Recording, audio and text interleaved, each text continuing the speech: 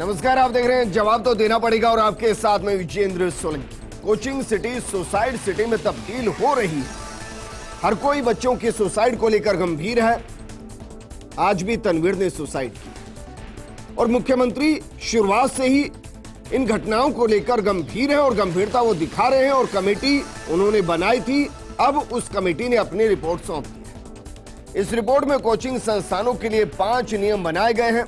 Assessment test और batch segregation के अंतर्गत 3 संशोधन या कहीं कि सुझाव दिए गए हैं। गेटकीपर ट्रेनिंग और निगरानी तंत्र के अंतर्गत 5 सुझाव दिए गए हैं। मनोसलाहकारों और काउंसलर्स की नियुक्ति के अंतर्गत 3 सुझाव दिए गए हैं। अवकाश एवं सह शैक्षणिक गतिविधि के अंतर्गत 4 सुझाव दिए गए हैं। ईजी एग्जिट ऑप्शन और फीस रिफंड पॉलिसी बनाने के लिए सुझाव दिए गए हैं। इसके अलावा टेलीमानस और टोल फ्री हेल्पलाइन नंबर के प्रचार प्रसार के लिए भी सुझाव दिए गए। कोड ऑफ कंडक्ट कोचिंग संस्थानों के प्रबंधन के लिए 11 सुझाव दिए गए हैं। कोचिंग संस्थानों में दायित्व के लिए 3 सुझाव दिए गए। हॉस्टल और पीजी सलाहकारों संचालकों के लिए भी 9 सुझाव दिए गए हैं। इसके अलावा पुलिस है, प्रशासन है, उनके लिए भी सुझाव दिए गए कि किस तरीके से सुसाइड को 0 किया जाए। कुल मिलाकर 70 के आसपास ये सुझाव दिए गए हैं, जिनके लागू होने और ना होने के बीच में बच्चे की जिंदगी और भविष्य दोनों फंसे। सवाल यह है कि सुझाव कब तक गाइडलाइन में बदल जाएंगे या कहीं कानून बन जाएंगे, क्योंकि इनमें से ज्यादातर सुझाव वो हैं जिनकी बातें 1 दशक से हो रही है। न जाने कितने प्रोग्राम में फर्स्ट इंडिया उनका जिक्र कर चुका है, लेकिन जमीन पर वो लागू नहीं है। मुख्यमंत्री गहलोत की मंशा है कि किसी बच्चे की जान ना जाए, लेकिन उस जान को बचाने के लिए जो कमेटी ने रिपोर्ट सौंपी है उसको लागू कैसे और कब तक किया जाए। आज बात इसी मुद्दे पर कि कम से कम इस रिपोर्ट के आने के बाद बस अब और नहीं।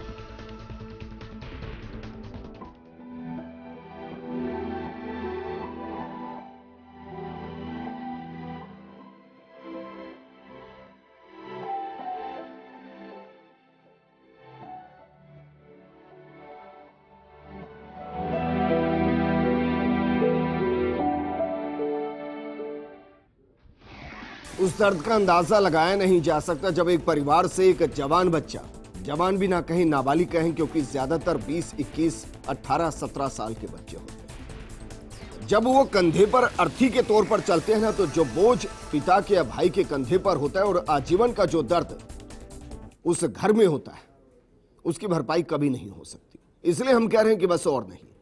लेकिन क्या वाकई में इस रिपोर्ट के आने के बाद बच्चों की सुसाइड रुक जाएगी? इस मुद्दे पर बात करने के लिए हमारे साथ मौजूद हैं कांग्रेस प्रवक्ता प्रतीक सिंह जी, बीजेपी प्रवक्ता हिमांशु शर्मा, करियर काउंसलर दीपक सक्सेना और हमारे साथ पेरेंट्स एसोसिएशन के अध्यक्ष सुनील यादव हैं। इनसे बातचीत करें उससे पहले इस कमेटी ने जो रिपोर्ट सौंपी है उसमें महत्वपूर्ण क्या है, उसमें से कुछ पॉइंट्स को हम आपको बता रहे हैं कि समिति की रिपोर्ट में आत्महत्याओं के प्रमुख कारण क्या बताए गए हैं। जरा इसको समझ लीजिए। इसमें जो पहला कारण बताया गया है प्रतियोगी परीक्षाओं में अत्यधिक प्रतिस्पर्धा और सफलता की सीमित संभावना। सिलेबस और टेस्ट पेपर अति कठिन होने से परिणाम स्वरूप कोचिंग संस्थानों के विद्यार्थियों में उत्पन्न मानसिक दबाव और निराशा। दूसरा कारण बताया गया है बच्चों की योग्यता, रुचि और क्षमता से ज्यादा पढ़ाई का बोझ और अभिभावकों की उच्च अपेक्षाएं। तीसरा कारण बताया गया है किशोर अवस्था में व्यवहार के अंदर परिवर्तन आना, परिवार से दूर रहना, समुचित काउंसलिंग और समुचित शिकायत निवारण तंत्र का अभाव। चौथा बताया गया असेसमेंट टेस्टों की अधिकता, उसका परिणाम सार्वजनिक करना और विद्यार्थियों पर टीका टिप्पणी करना, परिणाम के आधार पर कोचिंग संस्थानों द्वारा बैच सेग्रीगेशन करना। पांचवा पॉइंट बताया गया है कोचिंग संस्थानों का अत्यधिक व्यस्त कार्यक्रम और विस्तृत पाठ्यक्रम।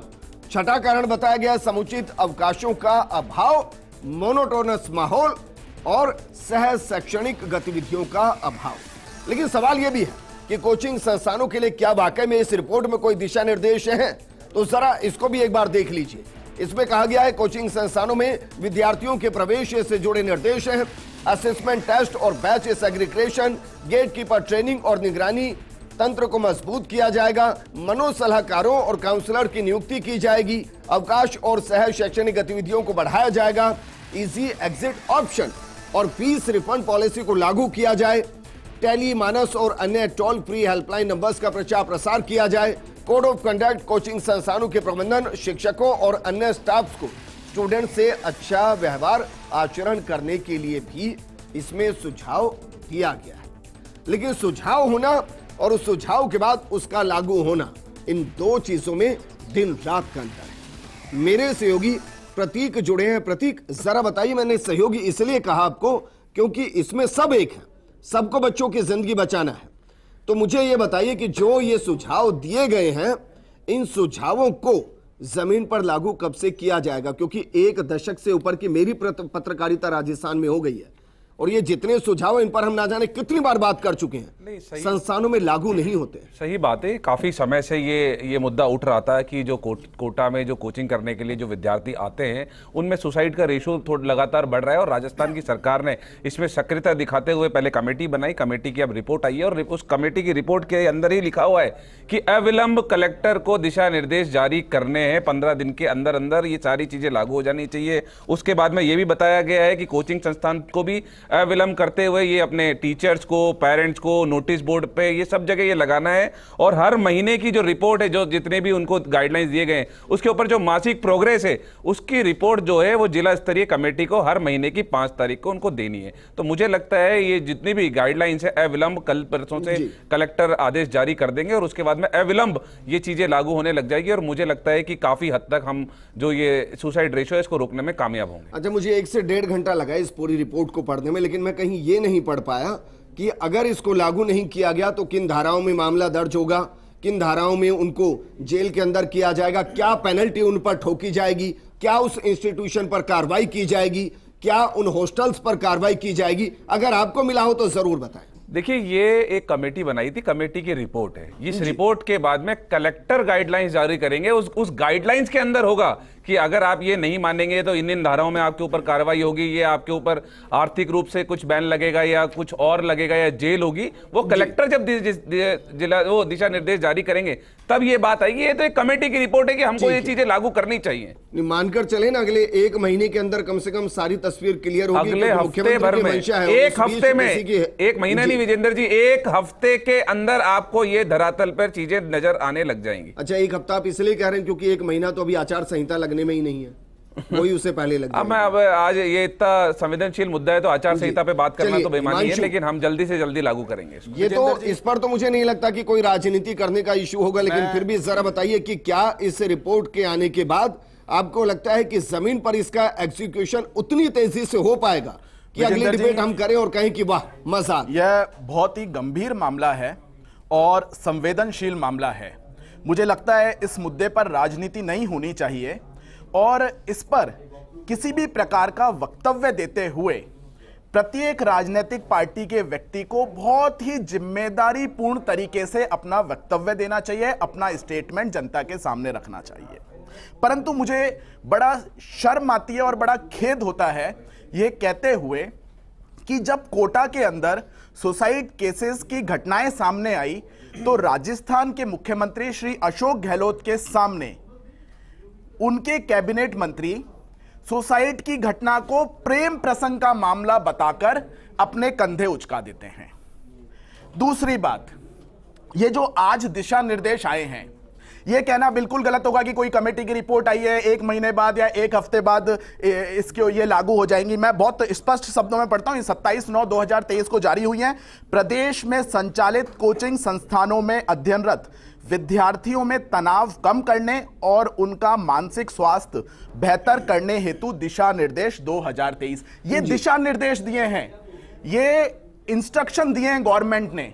और ये जो इंस्ट्रक्शंस हैं इनको अगर बहुत स्पष्ट शब्दों में मैं कहना चाहूं, इनको आप सही बोल रहे हैं, इसको बहुत लंबा टाइम लगा होगा पढ़ने में क्योंकि ये केवल बढ़ा चढ़ा के लिख दिए गए हैं। ये दंत विहीन इंस्ट्रक्शन है, टूथलेस इंस्ट्रक्शंस हैं। इसमें अव्यवहारिक इंस्ट्रक्शन मैं अव्यवहारिकता बताता हूं। केवल राजस्थान हाईकोर्ट ने इन मामलों का संज्ञान लिया और जब इन मामलों का संज्ञान लिया तो राजस्थान की सरकार ने वहां पर जाकर स्टेटमेंट दिया, जिसको राजस्थान की सरकार ने अपने एक आदेश के अंदर लिखा कि माननीय उच्च न्यायालय में विचाराधीन सो मोटो याचिका 99/2016 में जारी आदेशों और राज्य सरकार द्वारा याचिका की सुनवाई के दौरान माननीय न्यायालय के समक्ष किए गए कमिटमेंट के आधार पर Rajasthan coaching institute control and regulation bill 2023 लाया जाना प्रस्तावित है। मेरा प्रश्न है आपके चैनल के माध्यम से कांग्रेस की राजस्थान सरकार से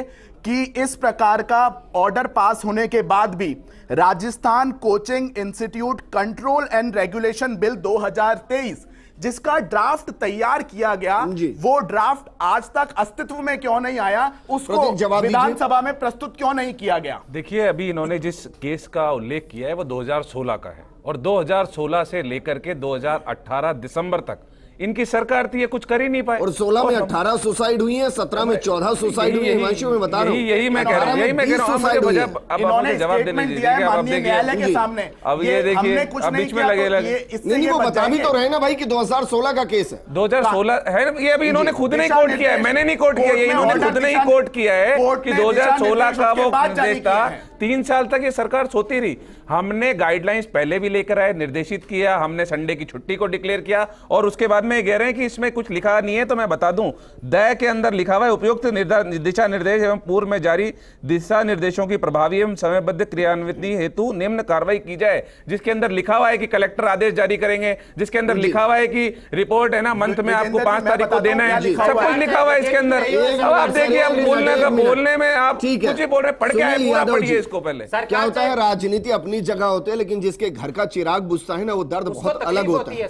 तो जरा ये बताइए कि इन गाइडलाइन से क्या बच्चे की सुसाइड रुक जाएगी? देखिए, सरकार चाहे बीजेपी की रही हो, सरकार चाहे कांग्रेस की रही हो, पिछली बार भी आपके चैनल पे इस मुद्दे पर जब बातचीत हुई थी तो हमने कहा था कि अभिभावक अपना बच्चा खो देता है, उसके बाद में पार्टियां एक दूसरे पर आरोप लगाती रहती है, जो भी पार्टी अपोजिशन में रहती है कि ये अच्छा काम नहीं करा। इससे हो क्या रहा है? अभी जो कमेटी ने जो रिपोर्ट दी है, मुझे ऐसा लगता है कि इसने रिपोर्ट जो दी है उसमें बच्चे को कैसे, आप अभी एक सवाल उठा था कि कोचिंग संस्थान पे कोई भी पेनल्टी या किस बिंदु के तहत एफआईआर दर्ज हो सकती है या केस दर्ज हो सकता है, उनके विरुद्ध कोई पेनल्टी या कोई क्लोज कुछ ऐसा नहीं डाला गया। मेरे बगल में खड़े कांग्रेस प्रवक्ता ने बोला है कि ये कमेटी ने रिपोर्ट दी है, अब ये आगे का जो प्रोसेस है उसको कलेक्टर देंगे। मुझे लगता है तो ये जो कमेटी थी, ये कमेटी क्या कोचिंग संस्थान से प्रेरित थी या एक कोचिंग संस्थान ने बनाई थी? राजस्थान सरकार ने कमेटी बनाई थी, अभिभावक के बच्चे के हित में बनाई थी, कोचिंग संस्थान के हित में नहीं बनाई थी। देखिए, सरकारें आती रहेंगी, सरकारें जाती रहेंगी, इसको पढ़ा जो अपने घर का बच्चा खोता है उसमें क्या बीतता है? संस्थान का हित कहां है, जरा बताइए। तो कोचिंग संस्थान रिफंड पॉलिसी इसमें है, जिसकी मांग लगातार की जा रही थी कि बच्चा अगर बीच में छोड़ दे तो रिफंड होना चाहिए पैसा। सर, पैसा किस अभिभावक को डिमांड ये भी थी कि 9वीं 10वीं का बच्चा सीधा इंस्टीट्यूट क्यों जा रहा है, इसको लेकर भी गाइडलाइन है। बताइए, जिसके घर से उसका बच्चा चला गया वो पैसा बचा के क्या कर लेगा? कोचिंग संस्थान, जो कोचिंग संस्थान के नियमों की पालना नहीं करेगा, उसके खिलाफ कोई भी एक लिखा हुआ है इसमें। सर, ये अंतहीन दिशा है। कल तक हम यही डिमांड कर रहे थे ना कि भाई बच्चे पर प्रेशर ये होता है कि वो बीच में छोड़ना चाहे तो फीस रिफंड नहीं होती। प्रेशर ये है कि 9वीं का बच्चा क्यों इंस्टीट्यूट में जा रहा है। प्रेशर ये है कि हॉस्टल और उसके अंदर उस पर एक्स्ट्रा बर्डन क्यों है। प्रेशर ये है कि उसको छुट्टियां नहीं मिल रही। प्रेशर ये है कि उसके टेस्ट बहुत कठिन है। प्रेशर ये है कि उसको ह्यूमिलेट किया जाता है। हम यही मांग कर रहे थे ना सर, इनका सोल्यूशन दे। विजेंद्र जी, पिछले 9 साल से आपने शुरुआत में स्टार्टिंग की थी इस डिबेट की कि पिछले 9 साल से आप लगातार देखते आ रहे हैं, ऐसी कई कमेटीज आई हैं, कई कमेटीज ने रिपोर्ट दी है। हमारे मानना है कि सरकार जितनी जल्दी से इसको क्रियान्वित करे, इसको बिल्कुल प्रभावी रूप से लागू करे और नहीं लागू के साथ में जो कोचिंग संस्थान नियमों को नहीं मानता है उनको आर्थिक दंड दिया जाए, उन कोचिंग संस्थानों पे ताले लगा दिए जाए जो नहीं मानते। तो सर, आपको आर्थिक दंड की डिमांड कर रहा हूं, मैं डिमांड कर रहा हूं गैर जमानती हो जाए। बिल्कुल बिल्कुल भाई, आप तो आर्थिक दंड की छोटी बात कर रहे हैं, मैं तो कह रहा हूं कि गैर जमानती हो जाए। तो उसका प्रावधान क्यों नहीं आया इन गाइडलाइंस के अंदर? वो प्रावधान क्यों नहीं किया गया? दीपक सक्सेना जी, क्योंकि करियर काउंसलर हैं सर आप, और इसके साथ मेरे एक और सवाल है आपसे। इसमें कईयों को शामिल किया गया, कमेटी में मुझे बहुत ज्यादा जानकारी नहीं कि भाई किस किस को शामिल किया गया, किन्होंने गाइडलाइंस बनाई। आपको लग रहा है इस कमेटी को और व्यापक किया जा सकता था? और करियर काउंसलर के तौर पर क्या आपको लगता है कि ये गाइडलाइन बच्चों को कम से कम टेंशन फ्री कर देंगी? विदेंद्र जी, सबसे पहली बात जो है ये सरकार का एक स्वागत योग्य कदम है, इसमें कोई शक नहीं जी। लेकिन इसमें 2-3 बिंदु हैं जिन पर मैं आपके माध्यम से इसमें प्रकाश डालना चाहूँगा।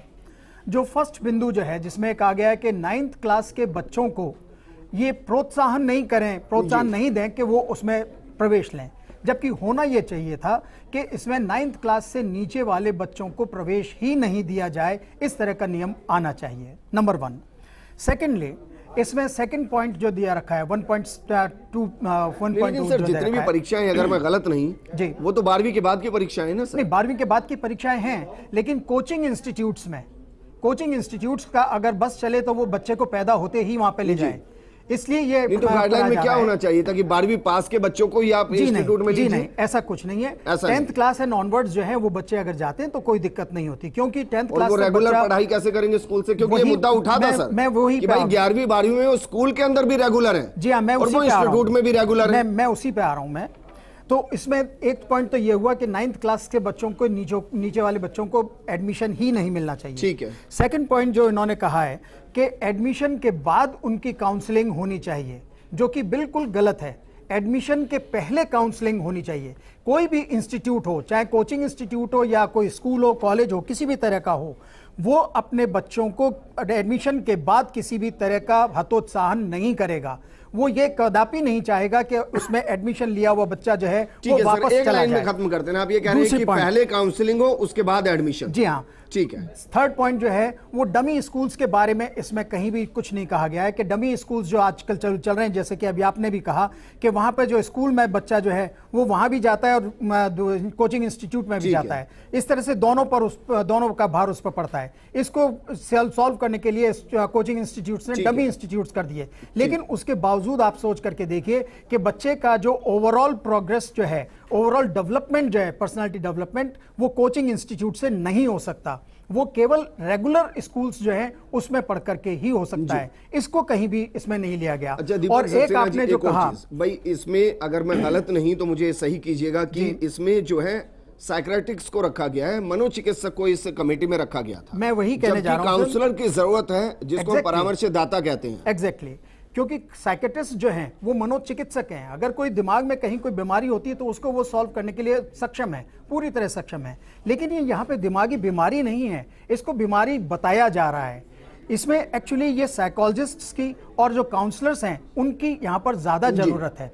हालांकि इसमें गाइडलाइंस में ये कहा गया है कि काउंसलर्स भी अपॉइंट किए जाने चाहिए और मनोचिकित्सक भी अपॉइंट किए जाने, उसमें लिखा हुआ है। लेकिन काउंसलर्स जो हैं वो उसमें कोचिंग इंस्टीट्यूट्स के साथ साथ हमारे जो स्कूल्स हैं, रेगुलर स्कूल्स, वहां पर भी अपॉइंट होने चाहिए, जिससे कि समय समय पर उनका एप्टीट्यूड टेस्ट जो है वो होता रहे। 3 चीजें हैं।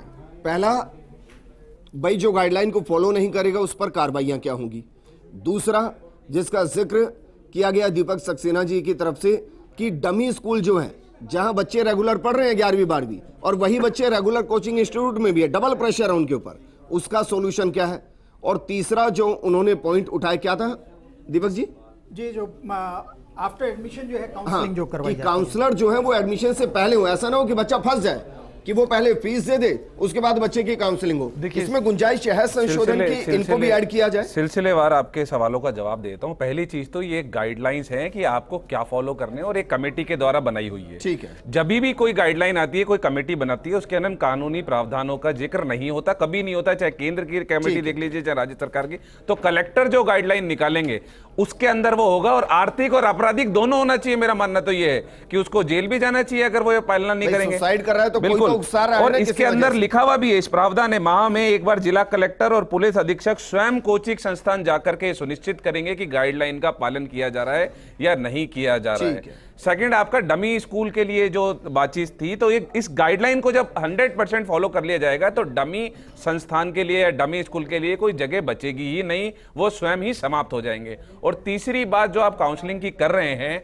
तो क्योंकि हमने देखा है कि सिर्फ राजस्थान के स्टूडेंट यहाँ नहीं है, यहाँ बहुत सारे अन्य जगहों के भी स्टूडेंट यहाँ आते हैं, तो राजस्थान की सरकार उनको रेगुलेट नहीं कर सकती है कि वहां पे जाकर के काउंसलिंग कराई जाए या किसी यहाँ एक इंस्टीट्यूट का नियम है भाई। अगर फर्स्ट इंडिया का नियम है कि पहले आपको इंटरव्यू लिया जाएगा, आपके यहाँ टेस्ट को देखा जाएगा, फिर आपको देखा जाएगा कि भाई आप किस पोजीशन पर काम करने के लिए, ऐसा थोड़ी ना है। कि पहले ऑफर लेटर दे दिया जाएगा, फिर जॉब लेटर दे दिया जाएगा, फिर चेक किया जाएगा? अभी भी मेरे ख्याल में अधिकतर कोचिंग ये तो इंस्टीट्यूट के नियम होने चाहिए। 100% नहीं बोल रहा मैं, लेकिन फिर भी मुझे लगता है कि कुछ कोचिंग सेंटर ये काम करते हैं कि वो जब स्टूडेंट आता है उसका एक रिटर्न एग्जाम लेते हैं, रिटर्न एग्जाम के हिसाब से वो डिसाइड करते हैं कि वो इसके लिए एडमिशन के लिए एलिजिबल है या नहीं है। एक सेकंड सर, एक सेकंड ना। और मुझे ऐसा लगता है कि राजस्थान सरकार जिस तरीके से अनुप्रति कोचिंग योजना एक लेकर आई है, जिसमें 7,000 बच्चों को राजस्थान की सरकार पैसा दे रही है कोचिंग करने के लिए, तो इस तरीके की अगर अन्य राज्य सरकारें भी आगे आएंगी तो मुझे लगता है एक आर्थिक जो प्रेशर है पेरेंट्स के ऊपर। कोटा जो एक अच्छा हब है, मैं उसको अच्छा हब इसलिए कह रहा हूं सर कि ये सच है कि 25 से 27 बच्चों ने सुसाइड किया, लेकिन ये भी तो सच है ना कि वहां से बच्चे निकलकर कहां पहुंचे। बिल्कुल बिल्कुल सही बात है, ये भी पहलू है। मैं यही तो कह रहा हूं आपको बच्चे कि सक्सेस होकर भी निकलते हैं। आर्थिक प्रेशर जो माँ बाप पे और स्टूडेंट पे है वो कम होगा, जैसे राजस्थान सरकार ने कम करने की कोशिश की कि 7,000 लोगों जो बच्चों की फीस है वो राजस्थान सरकार भर रही है। तो इसी तरीके से जो आर्थिक सक्षम नहीं है उनकी अगर अन्य राज्य सरकारें अपने अपने बच्चों की फीस भरेंगे तो वो सजेशन दीजिए सर जो इसमें नहीं है और जिनको और ऐड किया जा सकता है बच्चों की जिंदगी को बचाने के लिए। देखिए, सबसे पहला तो क्या है कि इसमें जो अभी दीपक सक्सेना जी ने जो बात कही उस बात से मैं पूर्णतः सहमत हूं कि 9th एटलीस्ट देखिए, बच्चा जब 9th क्लास में आता है तो 15 से 17 साल के बीच में होता है, तो 9th क्लास से नीचे के बच्चे को तो किसी भी हाल में एडमिशन देना ही नहीं चाहिए, चाहे वो कोटा में रह रहा हो, चाहे जयपुर में रह रहा हो, चाहे सीकर में रह रहा हो, चाहे लखनऊ में कहीं भी रह रहा हो। दूसरा ये है कि इसमें पेरेंट्स को भी बहुत महत्वपूर्ण भूमिका निभानी होगी। हर अभिभावक क्या अपने बच्चे को लेकर इमोशनल रखिए, अगर गुप्ता जी के बच्चे का, शर्मा जी के बच्चे का हो गया तो मैं भी मेरे बच्चे को छोड़ दूं, मैं भी उसके पीछे पड़ जाऊं। मुझे लगता है सरकार से या कोचिंग से, काउंसलिंग से ज्यादा अभिभावक को अपने बच्चे के साथ बैठना पड़ेगा, उसकी काउंसलिंग करनी पड़ेगी, उसके मन में क्या है ये जानना पड़ेगा। ऐसा नहीं आप भेड़ चाल में उसको नहीं भेज सकते। अच्छा, दूसरी बात, सारे कोचिंग इंस्टीट्यूट्स को जब भी आप पेपर में ऐड देते हैं या अपना आपका जो रिजल्ट आता है पेपर में, न्यूज़पेपर पे ऐड लगाते हैं, आप साथ में जो बच्चे रह जाते हैं उनके लिए अदर ऑप्शंस, कैरियर ऑप्शंस कौन कौन से अवेलेबल हैं उनकी भी लिस्ट जारी करें कि ठीक है आपका IIT में नहीं हुआ, आपका नीट में नहीं हुआ, तो आप लोग अपने स्कोर के अकॉर्डिंग ये दूसरे बहुत अच्छे ऑप्शंस हैं, ये ऑप्शंस भी इक्विवेलेंट है, इनमें भी जा सकते हो। तो इस तरह का प्रावधान अगर राज्य सरकार, अभिभावक और कोचिंग तीनों मिलकर देखिए, इसमें अगर किसी भी एक पक्ष पे अकेले पे दे दिया जाए तो मुझे नहीं लगता कि इसमें कभी भी कोई भी सॉल्यूशन निकलेगा ना। सरकार अकेले कुछ कर सकती है। एक बार कोई अनसक्सेस हो गया इसका मतलब ये थोड़ी ना है कि वो उस करियर के लिए सूटेबल नहीं है। बिल्कुल, दूसरे बहुत सारे ऑप्शंस हैं। करत अभ्यास के जड़मत हो सुजान, आवत जावत रस्सी के सिल पर पड़त निशान। ऐसा थोड़ी ना, कितने ऐसे हैं जो 4-5 बार में क्रैक करते हैं, अपने सपने को पूरा करते हैं। ये भी तो सच है ना। बिल्कुल, मैं आपकी बात से पूर्णतः सहमत हूं। दूसरी बात यह भी है कि अगर 2 साल बाद भी नहीं होता तो ऐसा नहीं है कि अगर आप ये नहीं करेंगे तो दूसरे बहुत सारे ऐसे ऑप्शंस हैं। मैं फिलहाल आपसे ये पूछ रहा हूं कि सर सजेशन आप मुझे दे दीजिए। भाई एक रिपोर्ट तो आई गई है, कुछ बच गया है या सब कंप्लीट हो गया है? हम चाहते हैं कि सरकार जितना जल्दी हो इसको पूरी तरह से लागू करे, और अगर ये रिपोर्ट लग जाती है और इसमें एक कोचिंग संस्थान पे भी अगर ये नियम नहीं मानने पे एक कोई आर्थिक दंड रख दिया जाता है तो मुझे लगता है धीरे-धीरे हम सब सुधार देखने कुछ ऐड करने की जरूरत है। जो लागू कर, जो आगे आ गया इसको बस मजबूती से लागू करने की जरूरत है। विजेंद्र जी, मैं बहुत स्पष्टतया ये कहना चाहता हूं, ये एक कमेटी की रिकमेंडेशन के आधार पर आई हैं।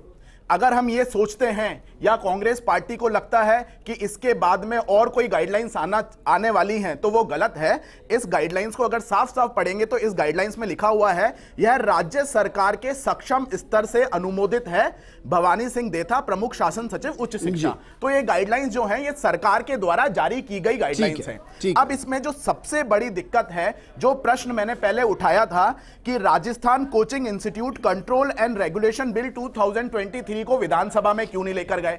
चलो विधानसभा में नहीं लेकर गए होंगे, पर उसके अंदर जो प्रावधान थे, उसके अंदर जो कोचिंग इंस्टीट्यूट्स पे रिस्ट्रिक्शंस रखी थी जी, उन रिस्ट्रिक्शंस को इसमें क्यों नहीं, क्या है? मैं बताता हूं इसमें क्यों नहीं इंसर्ट किया गया है? वहां पर साफ-साफ पेनल्टी का प्रोविजन था। क्या था उस एक्ट के अंदर? पेनल्टी का प्रोविजन था। ये एक्ट नहीं है तो ये सरकार ये एक्ट नहीं है, ये दिशा निर्देश है, कमेटी बनाती है। गाइडलाइंस के अंदर पेनल्टी का प्रोविजन नहीं है। अरे गाइडलाइन में नहीं होता, दिशा निर्देश के अंदर होता है। ये आप देखिए, इसमें लिखा हुआ है, आप पढ़िए। उपयुक्त दिशा निर्देशों का अविलंब एवं प्रभारी पालना हेतु जिला कलेक्टर जिले में स्थित सभी कोचिंग संस्थानों, आप ही कहिए, आप पढ़े, ये मत खोलो, आप पीछे का पेज खोलो, पीछे का सेकंड लास्ट पेज खोलो, आपको पता लग जाएगा। जो दय बिंदु लिखा हुआ है वो खोलो। ये यहाँ पे गुमराह करने की कोशिश कर रहे हैं। मैं कह रहा हूँ इसी गाइडलाइंस का दय बिंदु है वो खोलो और उसका पहला पॉइंट पढ़िए। आप गाइडलाइंस है, पढ़िए ना उसको। पेनल्टी का प्रोविजन नहीं है। देखिए पढ़ नहीं रहे, मैं कह रहा हूँ उसको पढ़िए। हिमांशु पढ़ दीजिए ना।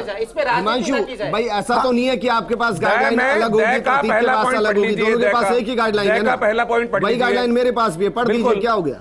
दय का पढ़िए ना, मैं अरे दय का पहला पॉइंट पढ़िए आप, कि साफ साफ अरे दय का पहला पॉइंट पढ़िए आप, एक्ट के अंदर प्रावधान थे, पढ़िए दय का, दय का पढ़िए, पहला पॉइंट पढ़िए दय का पहला पॉइंट पढ़िए। जो प्रावधान हमारे बिल के अंदर नहीं देखिए, पढ़िए ना, पढ़िए उस बिल की बात करें जिसको आप 3 साल तक निर्देश की कानून का अमली जामा नहीं बना पालना पाए। हेतु जिला कलेक्टर जिले में स्थित सभी कोचिंग संस्थानों, हॉस्टल, पीजी संचालकों के साथ बैठक कर दिशा निर्देशों की बिंदुवार जानकारी देते हुए बच्चों को पढ़ने वाले मानसिक स्वास्थ्य के संबंध में सैनिटाइज करें। अब आप मेरे को बताइए, क्या हर जिला कलेक्टर अपने जिले के लिए अलग अलग बिल्कुल करेगा, बिल्कुल करेगा। अरे क्या जयपुर में अलग पेनल्टी के प्रोविजन होंगे, अजमेर में अलग पेनल्टी? आप इसमें 8 नंबर पॉइंट पढ़िए, आप इसमें 8 नंबर पॉइंट पढ़िए, आप पढ़ के नहीं आए इसलिए मेरे को पढ़ाना पड़ रहा है। 8 नंबर पॉइंट पढ़िए, पूरे राजस्थान के इसमें 8 नंबर पॉइंट पढ़िए ना। नहीं प्रतीक, इस बात पर तो मैं भी डिसएग्री करूंगा भाई, पूरे जयपुर या पूरे राजस्थान के लिए एक ही गाइडलाइन होगी ना? नहीं, आप ये कह रहे हैं कि इंस्टीट्यूट पर अलग गाइडलाइन होगी, उस इंस्टीट्यूट पर अलग गाइडलाइन होगी, ऐसा थोड़ी ना होगा। ये कानून नहीं है, कानून जो बनता है वो विधानसभा के अंदर बनता है। तो पेनल्टी नहीं लगाएंगे, अभी फिर ये देखिए, लगाएंगे 100% लगाएंगे, और पेनल्टी नहीं,